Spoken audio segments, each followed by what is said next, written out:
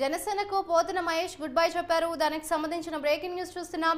Party పదవికి సభ్యత్వానికి పోతున్న మహేష్ రాజీనామా చేశారు. ఇదే అంశంపై మరింత సమాచారాన్ని మా ప్రతినిధి ప్రసన్న అందిస్తారు. ప్రసన్న చెప్పండి, జనసేనకు పోతున్న మహేష్ గుడ్ బై చెప్పినట్లుగా తెలుస్తోంది. దీనికి సంబంధించిన డీటెయిల్స్ ఏ విధంగా ఉన్నాయి?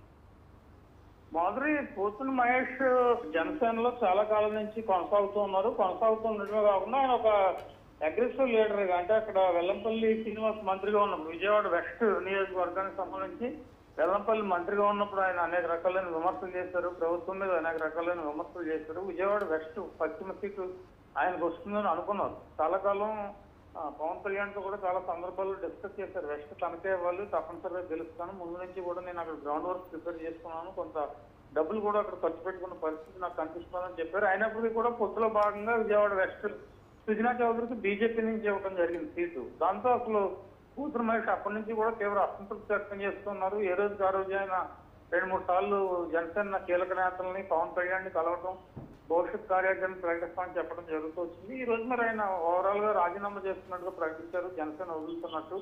మరి జనసేన వదిలిన తర్వాత ఆయన ఏ పార్టీలో జాయిన్ అవుతారు? వైసీపీ వైపు వెళ్లే అవకాశం ఉంది, ఎందుకంటే ఇక్కడ టీడీపీకి వెళ్లే అవకాశం లేదు. ఎందుకంటే టీడీపీ, జనసేన, బీజేపీ ఒకే కూటమిలో ఉన్నాయి కాబట్టి టీడీపీకి వెళ్లే ఛాన్స్ లేదు. మరి ఈ ఎన్నికలకి ఆయన టూ రోల్ ఉండాలంటే వేరే పార్టీలోనే ఉండాలి, లేకపోతే ఇండిపెండెంట్ గానే అక్కడ పోటీ చేయాల్సిన పరిస్థితులు అయితే ప్రస్తుతం మనకు కనిపిస్తున్నాయి. కాబట్టి పోతున్న మహేష్ కార్యాచరణ ఏ విధంగా ఉంది అనేది కొద్ది పేపర్లో మనకి స్పష్టత వచ్చే అవకాశం. అయితే ప్రసన్న, పోతున్న మహేష్ రాజీనామాకు సంబంధించి అటు జనసేన నాయకులు ఎవరైనా రియాక్ట్ అయ్యారని అనుకోవచ్చు అంటారా? ఎవరు రియాక్ట్ అవ్వలేదు జనసేన నాయకులు. బహుశా అయితే విజయవాడ వెస్ట్ లో ఎవరు నాయకులు లేరు కాబట్టి స్టేట్ పార్టీ ఆఫీస్ నుంచి ఎవరైనా వాళ్ళిద్దరు నాయకులు రియాక్ట్ అయ్యి పరిస్థితి మీద స్పందించే అవకాశం ఉంది. మరి రియాక్ట్ అవుతారా లేకపోతే చూసి చూడన్నట్టు విషయం వదిలేస్తారా మనం చూడాలి. Right, thank you Prasanna.